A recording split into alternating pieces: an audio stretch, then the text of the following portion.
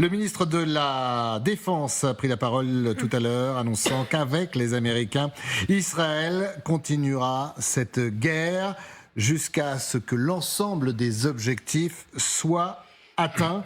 Israël Katz a même précisé que les frappes vont augmenter considérablement à partir de demain et toute la semaine prochaine.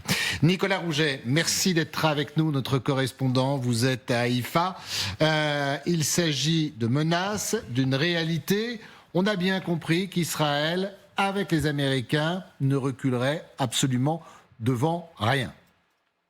Oui, tout à fait. Ils ont annoncé la couleur dès le début de l'opération. Évidemment, les Israéliens, ils veulent aller jusqu'au bout. C'est aussi pour ça que cette guerre est aussi populaire. Ici, on n'a pas vu le type de dissension qu'il y a aux États-Unis aujourd'hui par rapport à cette guerre menée en Iran. Les Israéliens sont à fond derrière leur gouvernement et on voit les annonces qui se répètent d'un certain côté. Ce que dit Israël Katz ce matin, c'est ce que disent les officiels israéliens à la presse et publiquement depuis le début de l'opération. Alors, on voit un certain double discours, évidemment, de la part en particulier de Benjamin Netanyahou, qui dit à ses alliés américains, à ses alliés aussi peut-être à travers le monde, que cette guerre peut se finir demain, mais qui dit aux Israéliens très clairement, elle peut durer encore longtemps.